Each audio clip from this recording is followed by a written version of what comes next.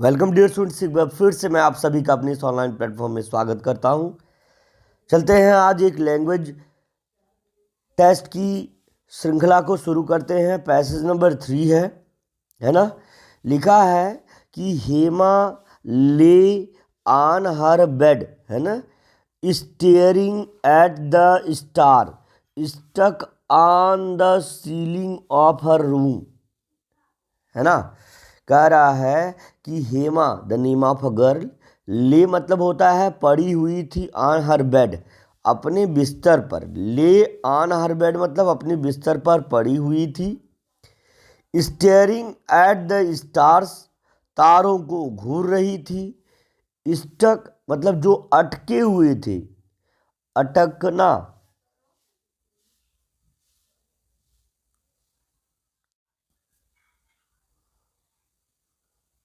देखिए, स्टक मतलब होता है अटकना या अटके हुए थे। ऑन द सीलिंग ऑफ, है ना, छत पर। On the ceiling of her room, भाई खिलौने भी हो सकते हैं। उन तारों को वो देख रही थी। जो देखो, हेमा बिस्तर पर लेटी हुई थी, है, या पड़ी हुई थी। ऑन हर बेड अपने बिस्तर पर। स्टेयरिंग मतलब घूर रही थी।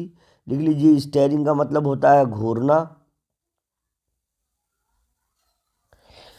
किसको घूर रही थी? एट द स्टार, उन तारों को जो स्टक थे यानी अटके हुए थे। On her ceiling of the her room मतलब उसके कमरे की छत पर।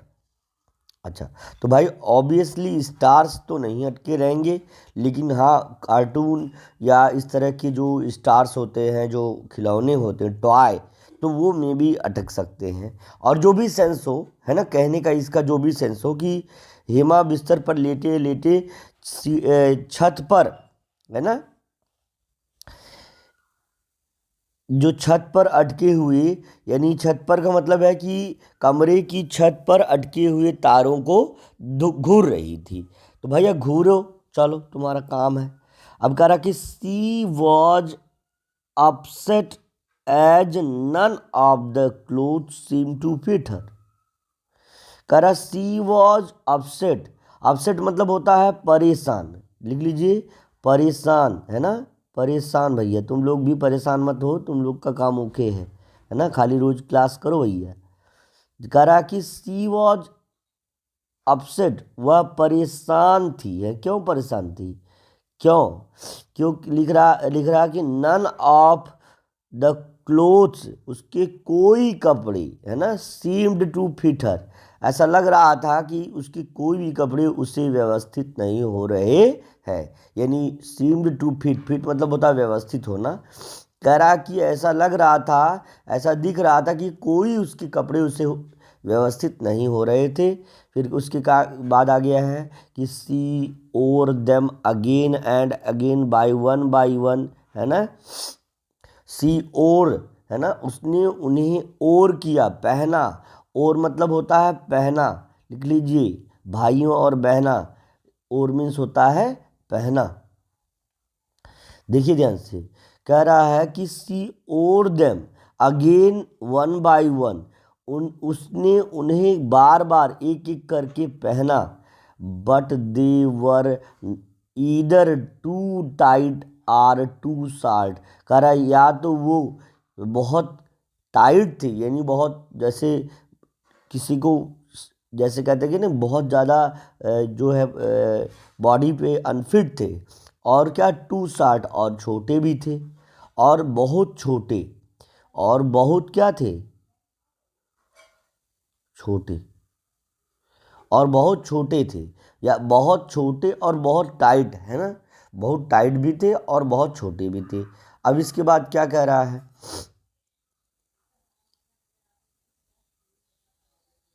ए cupboard full of clothes and she could not bear any of them.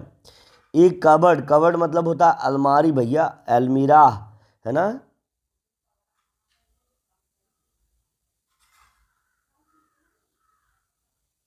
Covered मतलब होता है अलमारी।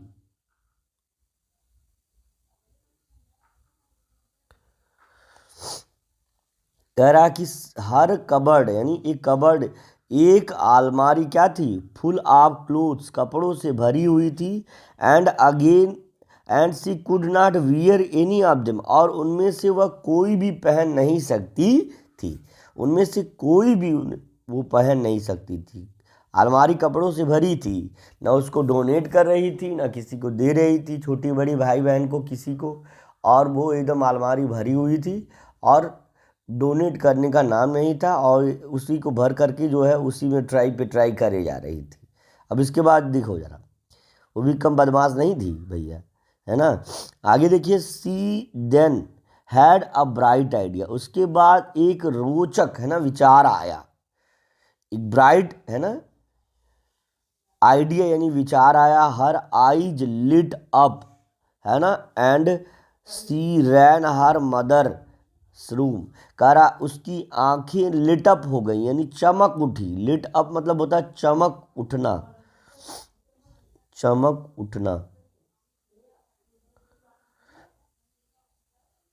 कह रहा कि हर आईज लिट अप, उसकी आंखें चमक उठी। And she ran to her mother's room, और वह अपनी माँ के कमरे की ओर दौड़ी। माँ, आई नीड न्यू क्लोथ्स। कह रहा कि माँ, मुझे नए कपड़े की नीड यानी ज़रूरत है। नीड का मतलब होता है भैया ज़रूरत, आवश्यकता। तो कह रहा कि नीड का मतलब ज़रूरत या आवश्यकता होता है। तो कह रहा कि माँ, आई नीड न्यू क्लोथ्स, माँ मुझे नए कपड़ों की ज़रूरत है। सी सैड, उसने कहा, but only after I donate my old clothes to charity. कह रहा कि लेकिन उससे पहले, हैं, कह रहा कि लेकिन उससे पहले क्या, मैं अपने सभी पुराने कपड़ों को चैरिटी में दान करना चाहती हूँ। डोनेट मतलब होता है दान करना प्यारे बच्चों, है ना। ये बहुत अच्छा बात होता है कि अगर आप अपने पुराने कपड़ों को डोनेट कर दे रहे हैं, दान कर दे रहे हैं, तो कोई गरीब बच्चा उसको पहन भी सकता है ना। तो कह रहा कि but only after I donate all my old clothes to charity. कह रहा कि केवल उससे पहले, केवल मैं अपने क्या है, अपन आफ्टर आफ्टर आई डोनेट, उससे पहले मैं अपने सभी कपड़ों को डोनेट करना चाहती हूँ, दान करना चाहती हूँ चैरिटी में। उसी के बाद हमें कपड़े की ज़रूरत होगी, नए कपड़े की ज़रूरत होगी। लिखा है कि no more amazing of clothes. Amazing का मतलब बेटा होता है संग्रह। अमेजिंग का मतलब यहाँ पे जो अमेजिंग लिखा है ना, इसका मतलब होता है संग्रह करना या इकट्ठा करना। कह रहा है कि अभी कह रही है कि अब मुझे ज़्यादा कपड़ों का संग्रह अमेजिंग नहीं करना है। No more amazing of shirt, आप क्लोथ, कपड़ों का ज़्यादा संग्रह नहीं करना है। Her mother smiled and hugged her. करा उसकी माँ मुस्कुराई एंड उसे हग्ड किया, मतलब उसे गले से लगा लिया, गले से लगाया। कर her mother smiled and hugged her, उसकी माँ मुस्कुराई और उसे गले से लगा लिया। और ये क्या कह रहा है, सी हैव ए काइंड डाटर। कह रहा उनके पास एक दयालु, है ना, पुत्री है, पुत्री थी। She did have a kind daughter, उनके पास एक क्या है, दयालु पुत्री थी। उन्होंने ऐसा सोचा कि उनके पास एक दयालु पुत्री थी, ठीक ना। अब आगे है, थोड़ा सा इसको हल्का सा जूम फिल कर देंगे और इसको हल्का सा इस तरह से कर लेंगे। Now you can see the question number 71 in front of you. लिखा है Hema lay on her bed because she was tired, क्योंकि वो थक गई थी। गलत जवाब, थकी नहीं थी। Liked to looking the stars, उसे तारे देखना पसंद था। Was wondering what to wear, करा कि वाज वॉन्डरिंग विचार कर रही थी, सोच रही थी कि क्या पहनना है। वाज ए लेजी गर्ल, एक सुस्त लड़की थी। तो इस तारों को देख रही थी, लेकिन ये उसे तारे देखना पसंद नहीं था। वो चूंकि विचार कर रही थी कि उसे क्या पहनना है। That's why option number C आपका सही होगा प्यारे बच्चों। Option number C will be right, क्योंकि उस तारे तो देख रही थी लेकिन उसे तारे देखना, लाइक्ड टू सी लिखा है ना, लाइक्ड लुकिंग एट स्टार्स, तारों को देखना। तारे वो वाले तारे नहीं देख रहे थे कि जो अब छत की सीलिंग पर कौन सा तारा रहेगा भाई, आसमान में रहता है तो, और रूम से कौन सा तारा दिखेगा।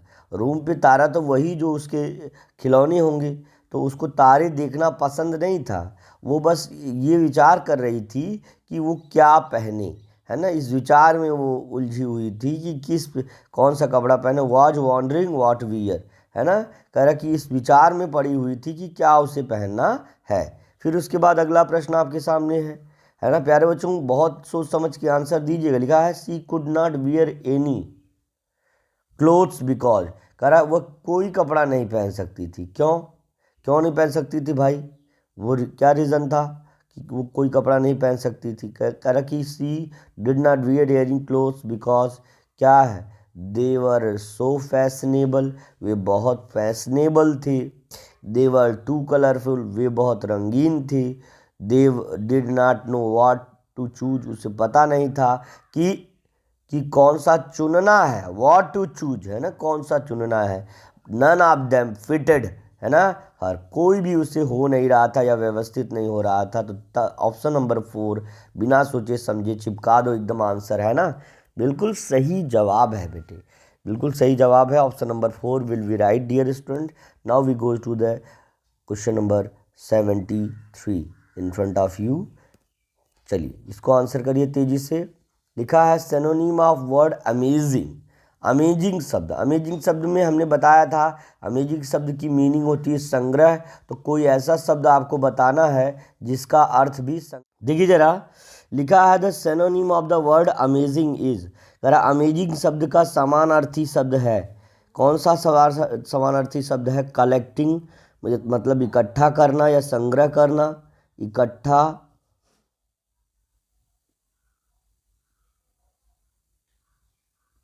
करना या संग्रह करना।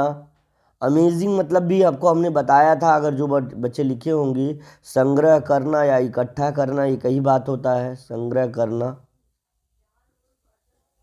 या इकट्ठा करना, है ना, ये हो जाएगा।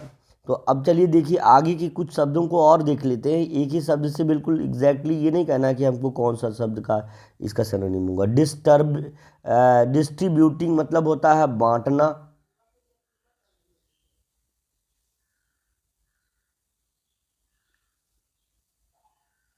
गिफ्टिंग मतलब होता है उपहार देना। और शेयरिंग मतलब होता है देना या बांटना, साझा करना होता है। तो ऑब्वियसली कलेक्टिंग मतलब होता है संग्रह करना।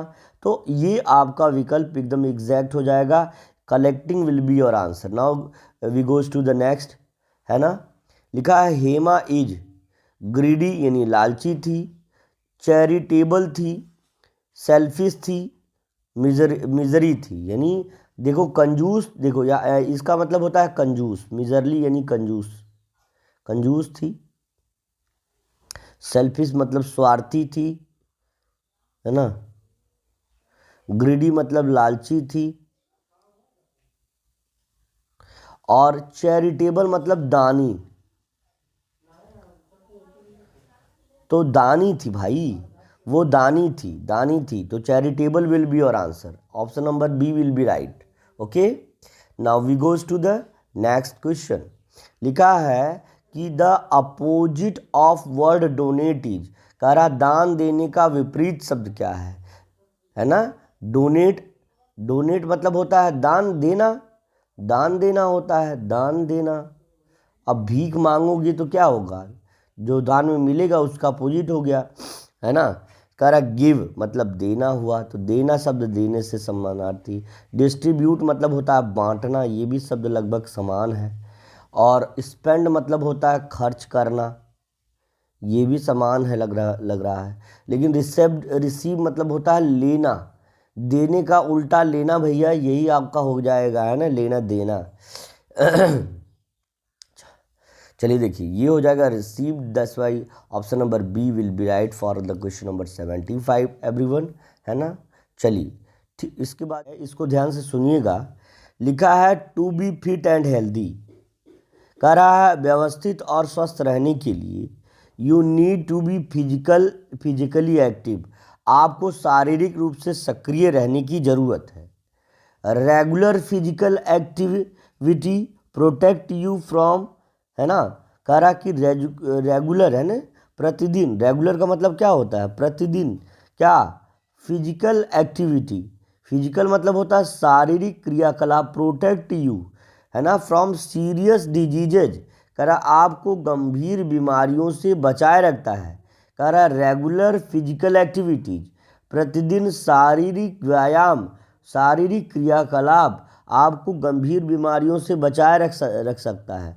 सच एज एबेसिटी, हार्ट डिजीज यानी दिल की बीमारी, कैंसर, मेंटल इलनेस यानी मानसिक बीमारियों से, और किससे, डायबिटीज यानी मधुमेह, शुगर की बीमारी, आर्थराइटिस आदि से, है ना।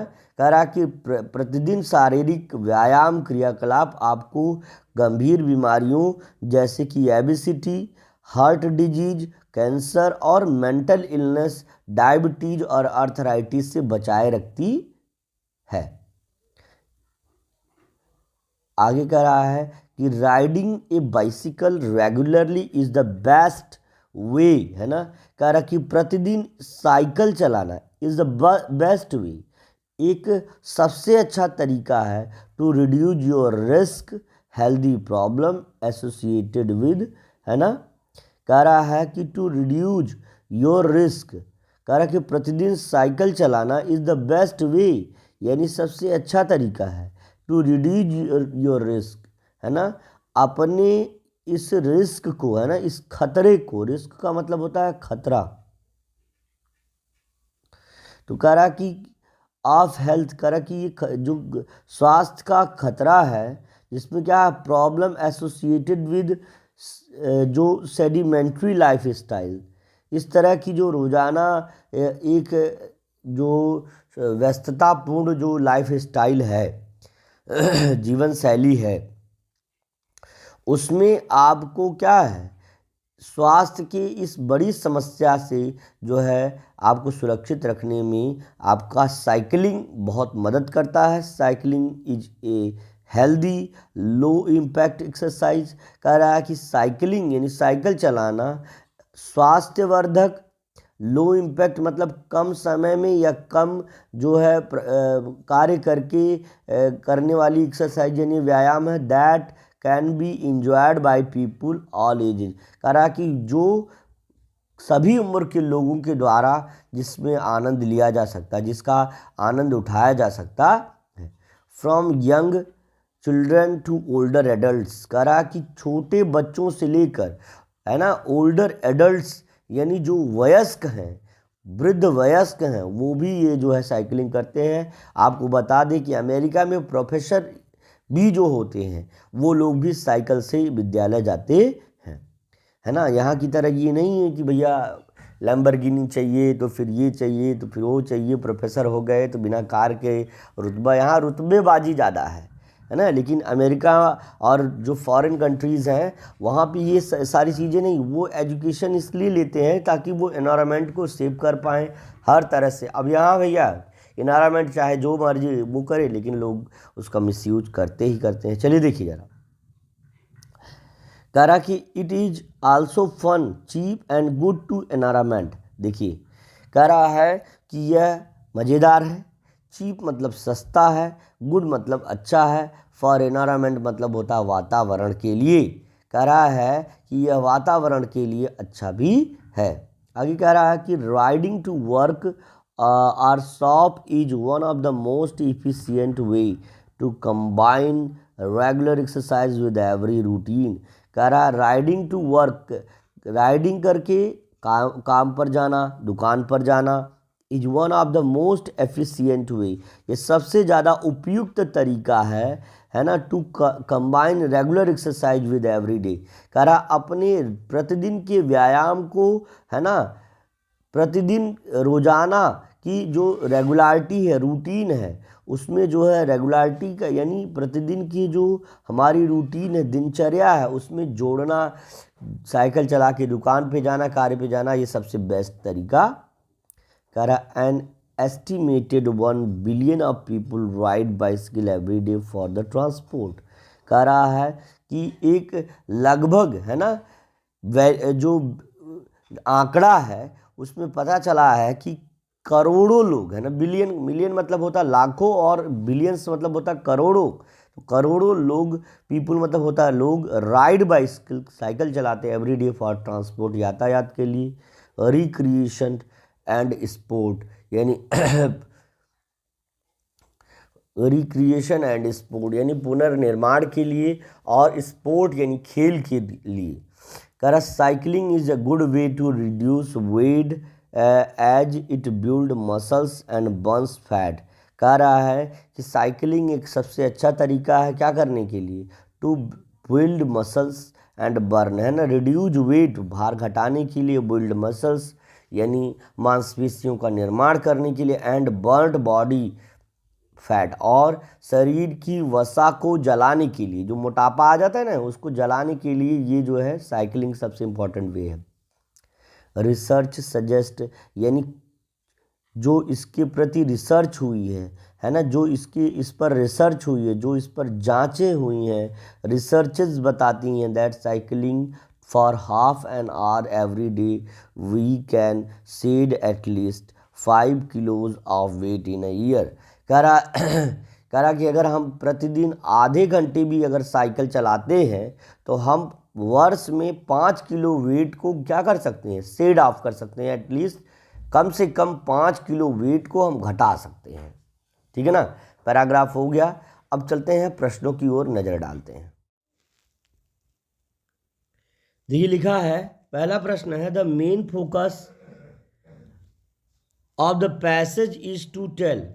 कह रहा है कि गद्यांश या अनुच्छेद का प्रमुख उद्देश्य जो है क्या कहने का है, एडवांटेज ऑफ यानी किसके लाभ के बारे में बताने का है, कीपिंग फिट, स्वस्थ रहने के लाभ के बारे में बताना है, साइकिलिंग के बारे में बताना है कि साइकिल चलाने से हमको क्या लाभ मिलते हैं ये बताना है, या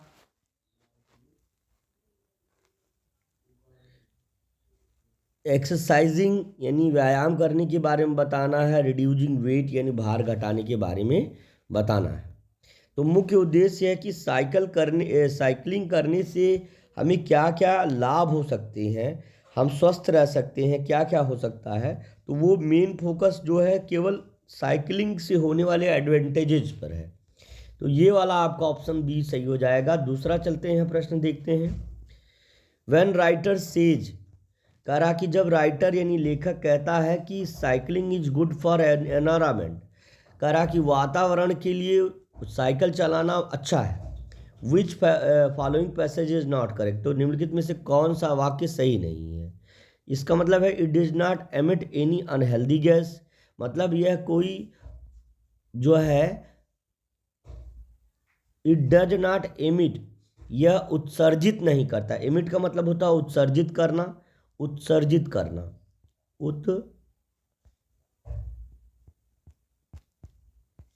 उत्सर्जित करना। कह रहा ये डज नॉट एमिट एनी क्या है, अनहेल्दी गैस, यह कोई जो स्वास्थ्य को नुकसान पहुंचाने वाली गैस है यह उत्पन्न नहीं करती। तो भाई ये बात सही है। It can be run without petrol, ये भी बात सही है। मतलब ये कह रहा कि जो नहीं सही, विच इज़ नॉट, है ना, नॉट वाला है तो यानी जो सही है वो नहीं करना, जो नहीं सही वो। डज नॉट पॉल्यूट एयर, ये भी सही है। It can be ridden by all ages of group, यह है। It does not pollute air, it can be run without petrol and diesel, it does not emit any unhealthy gas, it can be ridden by all age groups। यह करा कि सभी age group यानी जो है उम्र के लोगों के द्वारा जो है रिडन यानी चलाया जा सकता है। और फिर करा it does not pollute air, which of the following is not correct, कौन सा सही नहीं है। यह हवा को प्रदूषित नहीं करता, तो सही बात है, नहीं करता भाई। It can be run without petrol और डीजल, इसे पेट्रोल अथवा डीजल के बिना भी रन यानी चलाया जा सकता है। तो ऑब्वियसली चलाया जा सकता है, साइकिल में कहाँ पेट्रोल डीजल लगने वाला है। और कह रहा है it does not emit any unhealthy gas, तो कह रहा कि it does not emit any unhealthy gas, कर कि यह कोई अस्वास्थ्यवर्धक गैस का उत्सर्जन नहीं करता है। तो ऑब्वियसली साइकिल तो नहीं करती है। तो यहाँ पे तो चारों ऑप्शन सही लग रहे हैं। तो किस विकल्प के साथ जाएंगे। और इसमें ये भी कहा है कि इसमें एडल्ट लोग और जो बच्चे हैं, लेकिन ऑल एज ग्रुप है ना, तो सभी उम्र के लोग, जैसे लोग जो बहुत वृद्ध हो जाएंगे उनके लिए साइकिल चलाना थोड़ा हो सकता है इशू हो। तो ये चीज़ हम इसके साथ जाएंगे। ऑल एज ग्रुप मतलब सभी उम्र के लोगों को, जो लोग वयस्क जवान हैं। और तो व्यस्ततम लाइफ को ये केवल और केवल बच्चों और जो वयस्क हैं उनको सलाह इसके द्वारा दी गई है। इसलिए ऑप्शन नंबर डी आपका सही हो जाएगा, है ना। क्योंकि जो बहुत ज़्यादा वृद्ध हैं उनको साइकिल चलाने के लिए थोड़ा सा इश्यूज भी हो सकते हैं। आगे कह रहा है कि the word which mean opposite of the sedentary, sedentary मतलब होता है सुस्त बेटे, सेडेंट्री का मतलब क्या होता है, सुस्त। सेडेंट्री का मतलब क्या होता है, सुस्त होता है। तो सुस्त का मतलब है, अब सुस्त का लेजी भी हो जाएगा। इनएक्टिव मतलब होता है अक्री या सुस्त होता है। डेस्क बाउंड मतलब वही है कि जो एकदम नहीं कह रहे, जो डेस्क बाउंड है मतलब एकदम कोई चीज़ जहाँ पे बैठा चिपक के रह गया हो। तो active is the opposite of sedentary मतलब जो क्या है, सुस्त है, उसका एक्टिव मतलब सक्रिय हो जाएगा, उसका अपोजिट यानी उसका उल्टा। That's why option number A will be right. अगला है आपका ए लो इम्पैक्ट एक्सरसाइज, एक कम जो है, a low impact exercise is which is not tiring, जो है टायरिंग ना हो, जैसे जो थकाने वाली ना हो, नॉट कॉस्टली जो महंगी ना हो, नॉट बोरिंग, नॉट एफिशिएंट जो उपयुक्त ना हो। तो कहने का मतलब है कि जो लो इम्पैक्ट मतलब कम प्रभाव डालने पे, not tiring will be your answer, जो बहुत थकाने वाला ना हो, ऐसा एक लो इम्पैक्ट एक्सरसाइज आपका है क्या, साइकिलिंग। तो ये ऑप्शन नंबर ए आपका सही हो जाएगा। And the last question of this exercise will be in front of you. That's why option number कौन सा सही होगा ये आपको बताना होगा। कह रहा रेगुलरली हेल्प, है ना, cycling help us in all of the following except to, कह रहा किसके अलावा हमको प्रतिदिन साइकिल चलाने में जो है हमारी कौन सी ऐसी चीज़ है उसकी अतिरिक्त सभी चीज़ें हमारी साइकिल चलाने में मदद करती है। तो जो अतिरिक्त वाला उसको ढूंढना है। कह रहा है reduce fat and strengthen muscles, तो ऑब्वियसली ये सही है, लेकिन जो सही है वो गलत है। Combine fun and with work, ये कार्य को आनंद के साथ जोड़ता है। प्रिवेंट सीरियस एक्सीडेंट, है ना, तो और रिमेन हेल्दी, स्वस्थ रहने में हमें मदद करता है। तो प्रिवेंट सीरियस एक्सीडेंट, ये ज़रूरी नहीं कि गंभीर दुर्घटना जो है साइकिल चलाने वालों के साथ ना हो, ऐसा ये जो है ये गलत कथन है। और यही करा कि इसके अलावा क्या जो है रेगुलर साइकिलिंग हमको क्या मदद कर सकती है, केवल इसके अलावा। तो इसके अलावा कह रहा कि प्रिवेंट एक सीरियस एक्सीडेंट यानी गंभीर एक्सीडेंट को रोकता है। तो ऐसा कुछ नहीं है कि ये गंभीर एक्सीडेंट को रोक पाए, तो यही आपका गलत है। और बाकी सब जो है साइकिलिंग करने से फ़ायदा होता है। चलिए आज के लिए बस इतना ही, मिलते हैं अगले सेशन में, तब तक के लिए thank you, best of luck, अपना ख्याल रखिए, मेहनत से पढ़िए और आगे बढ़िए। धन्यवाद।